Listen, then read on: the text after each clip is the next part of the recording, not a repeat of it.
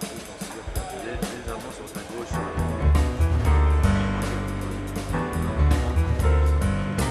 Ah ben, je trouve que ça, c'est la force de l'émerveillement. L'émerveillement vient, pour moi, évidemment, de ce qu'on observe et de ce que ça provoque. Parce qu'il y a des fois, les choses extérieures me surprennent et provoquent une réaction, mais des fois, c'est mon regard sur les choses extérieures qui provoque ce même étonnement. Je cherche un exemple. Ouais, ben, là au-dessus, il y a une espèce de sculpture, n'évoque rien du tout, quoi. Maintenant, si je commence à imaginer que c'est autre chose que ce que c'est, ça va commencer à me faire sourire. Il faudrait que vous la regardiez, mais vous ne la voyez pas.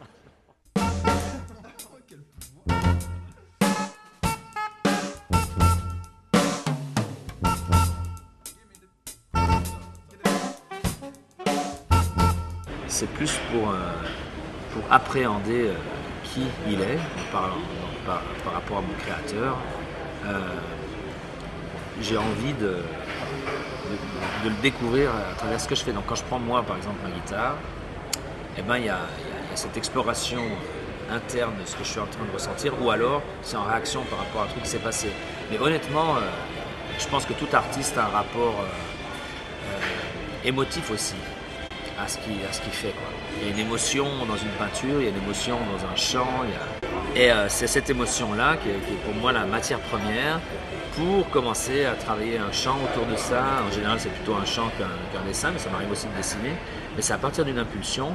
Et évidemment, il y a un des versets qui m'a beaucoup parlé, moi, par rapport au phénomène artistique, c'est que Dieu nous a créés à son image. Mais si je suis créé à son image, plein de fois je me suis dit, mais si je suis créé à son image, donc ce que je ressens ou ce que je vis ou ce que je perçois, eh ben, je ne suis pas un animal. C'est-à-dire qu'en gros, un animal n'a pas de rapport au monde, il n'a pas de rapport à son créateur. Pour moi, c'est évident que quand tout d'un coup je suis traversé par quelque chose qui me surprend, il y a ce réflexe de dire, ça ne vient pas de moi. Ou d'où ça vient, tout simplement. Et donc, en me demandant d'où ça vient, eh ben, un artiste qui n'aurait pas de relation à Dieu ou ne la chercherait pas, va se dire, ben voilà, c'est enzymatique ou énigmatique. Et moi, je me dis, comment ça s'est venu? Qui a créé ça? Comment ça se fait que ça me transporte ou que ça me fascine ou que ça m'émeut? Ça peut même m'émouvoir aux larmes ou au rire. Il y a des choses comme ça, et je dis encore une fois, moi, je pense que c'est aussi lié à la musique, c'est très émotif. Encore une fois, ce mot aussi a un côté, oh là là, les émotions, qu'est-ce que c'est pas dans le sens romantique du terme, même si en gros, il y a quelque chose de, je dis pas de romantique, mais de romanesque. Moi, je trouve que les évangiles, quand j'ai vu que c'était une passion, la passion du Christ, et puis quand je vois les Israélites qui s'arrachaient les poils de la barbe quand ils étaient tristes, ou se mettaient des sacs de cendres sur la tronche parce que quelqu'un était décédé, j'ai envie de dire, excusez-moi, c'est une réaction, il y a une émotion là-dedans. Il y a une réaction et il y a même un élément artistique. Il ne faisait pas n'importe quoi, il se mettait face contre terre, la cendre, c'était par rapport à un échec, quelque chose comme un feu qui a brûlé.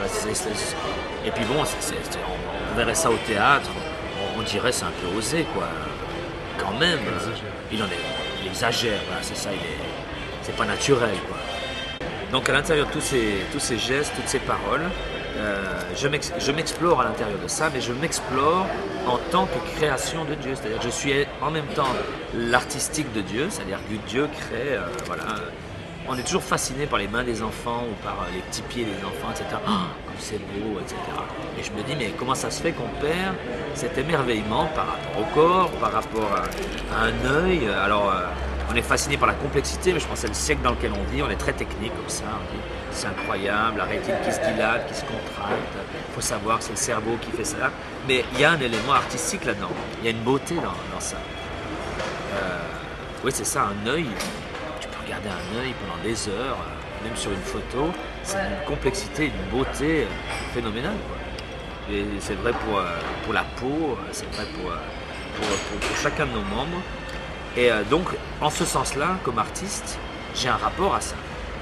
Je fais des mouvements, voilà, je vois, ben là, je remue mon café, ça, si c'est un enfant qui le faisait, on dit, oh, regarde, il a compris qu'il faut tourner la cuillère dans la tasse Et on est émerveillé par ça. Et il y a quelque chose, je suis convaincu, de Dieu qui est comme ça. Je pense que lui, quand il nous regarde, il est là en disant, regarde comme ça fonctionne, au même titre que moi, quand tout d'un coup j'ai fini mon chant, c'est super beau quoi. C'est moi qui l'ai fait, c'est pas narcissique. Dieu il n'est pas narcissique en disant à ses anges, regardez qui j'ai fait. Mais il y a cette notion de regard sur une création. Donc je suis la création de Dieu, la créature de Dieu. Donc il a forcément ce même regard sur moi que celui que j'ai sur lui dans ce qu'il fait ou sur ce que je crée, puisque en l'occurrence je suis co-héritier en Christ, lui-même le fils du créateur, donc il devrait y avoir quelque chose de créatif là-dedans, quoi. Et je pense qu'il y a moyen de se réjouir de l'existence juste comme ça, en se disant, souvent c'est ça quand on apprécie la vie, on se dit, c'est super, c'est bien foutu, quoi. Et même ce que l'homme fait, l'architecture, des choses comme ça, c'est encore l'expression d'autre chose quand on est croyant. C'est quand même l'homme qui a conçu ça, quoi. Mais je dirais que quand on voit un oiseau faire son nid, sans qu'il y ait, tu vois, la réflexion de la cigogne qui se dit où est-ce que je mettrais mon brin, ça a quelque chose d'artistique aussi. Tu vois. On voit ça, on est fasciné. Et je pense que ça a trait à la vie tout simplement.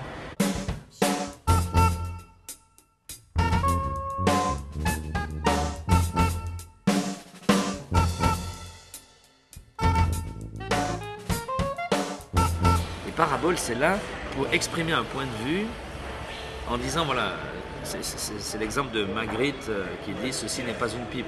C'est la représentation d'une pipe. C'est une peinture où c'est marqué en dessous, écrit « ceci n'est pas une pipe ». Et donc, ça nous force à une perception différente et à la compréhension de ce que l'artiste a voulu dire, quoi, parce que c'est du style. On est interpellé, voilà, c'est ça, et puis on essaie de comprendre, et quand tout d'un coup on fait un cheminement, et ben on réalise « ah d'accord ». Et donc, quand Jésus parlait en parabole, et ben justement, il obligeait son auditeur, son auditoire, à faire un travail en disant qu'est-ce qu'il veut dire. Et parfois, il est même écrit qu'il parlait à ses disciples et il disait qu'ils ne comprenaient pas, quoi. Et il savait très bien qu'ils ne comprenaient pas. Il y a même des moments, des passages dans la Bible que je ne comprends toujours pas. Et en plus, c'est marqué que celui qui a de l'intelligence comprenne. Donc, à part de me dire que je suis trop bête pour comprendre, je me dis, je suis obligé de faire un travail sur moi pour développer, encore une fois, cette notion de système ouvert, pour apprendre quelque chose que je ne connais pas, pour pouvoir comprendre ce que Dieu dit. Et c'est vrai dans toute la Bible, quoi. Et ça, je ne dis pas que c'est un phénomène artistique, mais c'est en tout cas quelque chose qui nous fait évoluer. Et pour moi, l'art, si ce n'est pas là pour faire évoluer les gens qui regardent ou qui écoutent, ça ne sert à rien. Et l'art comme objet de consommation, c'est pire que ça. C'est non seulement stérile, mais c'est nuisible. Parce que quelqu'un qui regarde une peinture et qui n'est pas en train de faire qui ne doit pas faire un travail, autant qu'il regarde par la fenêtre.